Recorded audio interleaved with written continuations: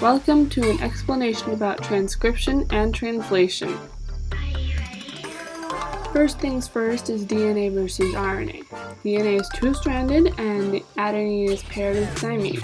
RNA only has one strand and it pairs the adenine in it with uracil. Amino acids are what we're trying to get in the end here. There are 20 different ones, and 3 nucleotides make up one codon, and that codes for one amino acid. DNA has 2 strands, right? Well, one is a template strand and the other one is a non-template strand. The template strand is used to produce the mRNA transcript. It's the coding strand. And the other one is basically the opposite. It's the non-coding strand. Now that we're through all of that background information, we can finally start actually talking about transcription. Transcription is the process by which RNA is made using the information stored in the DNA. So it's DNA to RNA. RNA polymerase is where transcription happens. The RNA polymerase separates the DNA strands and it transcribes the DNA into RNA. It reads the DNA from 3 to 5 and 5 to 3. Those are just the ends. Promoters and terminators are these things at the beginning and end of each gene. Promoters are where the RNA polymerase attaches, and they have to do with Tata boxes, which we'll talk about in a minute. And terminators are where the RNA polymerase detaches. So now we're at the initiation phase of transcription, and you have the Tata box at the beginning of the promoter, upstream of it, and the transcription factors have to recognize it before the RNA polymerase can bind to the DNA's promoter.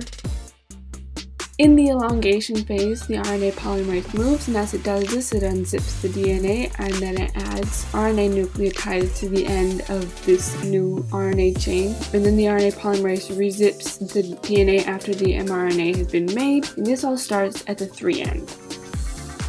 This is just an example. In the termination phase, the RNA polymerase gets to the terminator sequence and everything detaches. After the termination of transcription, the mRNA is pre-mRNA and it has to be edited in eukaryotes. Some new things about this pre-mRNA are that it has a cap on the 5' end, a poly-A tail on the 3' end, and the functions of these are to transport it from the nucleus to the ribosome, protect it from degradation, and help it attach to ribosomes. So I said we have to edit the pre-mRNA, and that is RNA splicing. There are these 2 types of parts on the pre-mRNA, and there are introns and exons. The introns are non-coding, the exons are coding. They're the parts that are going to give us the amino acids. In splicing, the introns are cut out and the exons are joined together. There are these things called SNRPs, which are small nuclear ribonuclear proteins, and these are snRNA plus a protein, and their job is to recognize splicing sites. When they find one, they join together with some other proteins and act as catalysts for the process of removing introns and joining exons, and the splicing takes place in a ribozyme, which is RNA acting as an enzyme. It's finally translation time! Translation has 3 components. There's mRNA, which acts as a messenger, tRNA, which acts as an interpreter, and the ribosome is the translation site. Here's this little tRNA diagram. The amino acid goes at the top, the anticodon is at the bottom, and that would pair with the codon on the mRNA, and the reason it's this funky shape is the hydrogen bonds. Ribosomes, where I said translation takes place, they're made in the nucleus out of rRNA and proteins. Ribosomes each have 3 active sites, A, P, and E, and 2 subunits, a large one and a small one.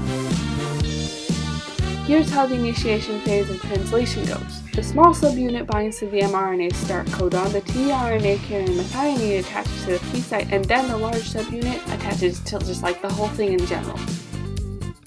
In the elongation phase, a lot of things happen. First, there's codon recognition when a tRNA anticodon matches with a codon in the A site, and then a peptide bond forms between the amino acids in the A site and the P site, and then there's translocation when the tRNA in the A site moves to the P site with the amino acid chain, and the tRNA in the P site moves to the E site and leaves, and then it all repeats. And here's an example that wouldn't actually work because it doesn't have a start codon, but you get the idea.